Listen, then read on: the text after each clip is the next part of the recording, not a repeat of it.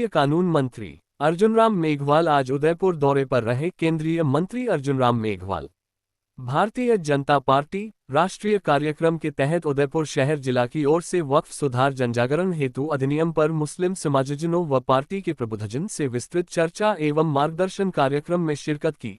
Patel circle स्थित भाजपा कार्यालय में केंद्रीय मंत्री अर्जुन राम मेघवाल ने मुस्लिम समाज के लोगों को वक्फ विधेयक बिल पर विस्तार से संबोधित किया। बिल संबंधित जानकारी दी। मीडिया से बात करते हुए केंद्रीय मंत्री अर्जुन राम मेघवाल ने कहा कि आज की बिल पर सार्थक चर्चा हुई है। इसमें मुस्लिम समाज की महिलाओं व छात्र छात्रों ने भी हिस्सा लिया। उनके मन के विचार व प्रश्न पूछे गए, उनका निराकरण किया गया। उन्होंने कहा कि कांग्रेस के कुछ लोगों ने व मुस्लिम समाज के संगठनों ने भ्रम फैला दिया। संसद के अधिकार से ये सब किया गया है। मुस्लिम समाज की ओर से दिए गए प्रस्ताव रिपोर्ट के आधार पर बिल पास किया गया है। वहीं उन्होंने कहा कि कुछ लोग आपत्ति इसमें मिक्स कर देते हैं कि शायद धार्मिक भावनाओं में इस विधेयक अमेंडमेंट एक्ट के द्वारा हस्तक्षेप होगा। ऐसा नहीं है। जो धार्मिक गतिविधियां हैं वह संविधान के तहत संरक्षित है। किसी भी मुस्लिम को मस्जिद में जाना है, नमाज कितनी बार पढ़नी है, ईदगाह कहाँ है, कब्रिस्तान में किस तरह संस्कार करना है, सभी सुरक्षित है। इसमें कोई आंच आने वाली नहीं है। ये अब इनके फायदे का ही काम हो रहा है। अब इनको समझ में आ रहा है। विपक्ष व कुछ मुस्लिम सांसद विरोध कर रहे हैं, वह भी अपना पक्ष रख रहे हैं, हम भी अपना पक्ष रख रहे हैं। एक बार सुप्रीम कोर्ट का फैसला आने दीजिए। ये मुस्लिम समाज की भलाई का एक्ट है। और छात्राएं हैं, उन्होंने भी हिस्सा लिया और जो कुछ भ्रांतियां उनके मन में थी, उन्होंने कुछ प्रश्न हमसे पूछे। हमने हमारे नॉलेज के अनुसार उनका निराकरण करने का प्रयास किया। आपके माध्यम से भी मैं इन चीज़ों को दोहराना चाहता हूँ कि एक तो भ्रम फैला दिया कांग्रेस के कुछ लोगों ने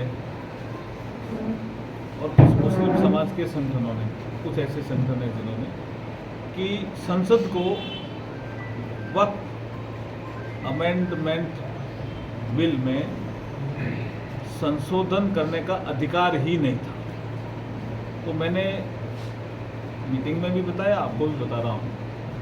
1954 में वक्फ एक्ट में अमेंडमेंट आया।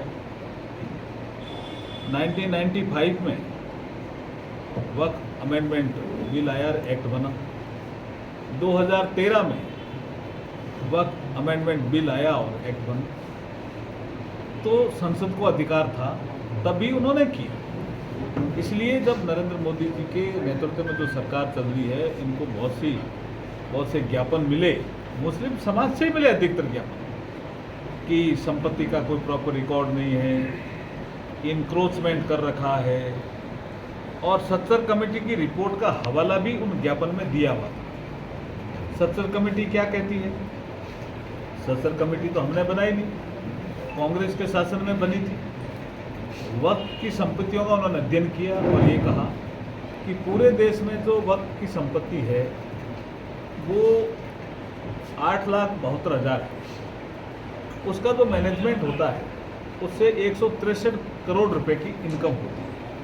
अगर इनका मैनेजमेंट ढंग से हो तो 10,000 करोड़ रुपए की इनकम हो सकती है, सत्तर कमेटी कहती है। ये भी ज्ञापन में मुस्लिम समाज के लोगों ने ज्ञापन दिया कि अगर इनकम बढ़ेगी तो मुस्लिम समाज के जो गरीब लोग हैं उनके लिए काम आएगी। तो अब जो वक्फ अमेंडमेंट एक्ट बना है 2025, उसके माध्यम से हम कहना चाहते हैं आपको कि जब इनकम बढ़ेगी प्रॉपर मैनेजमेंट होने के कारण, तो जो गरीब महिलाएं हैं मुस्लिम समाज, उनके स्किल डेवलपमेंट के सेंटर शुरू किए जाएंगे। जो स्टूडेंट पढ़ना चाहते हैं, लड़के और लड़कियाँ मुस्लिम समाज के, उनके लिए स्टाइपेंड शुरू की जा सकती है। जो मुस्लिम समाज के भाई हाथ का काम जानते हैं, हाथ का हुनर जिनके पास है, तो उनके हुनर को और निखारा जा सकता है एडवांस स्किल का सेंटर बना करके।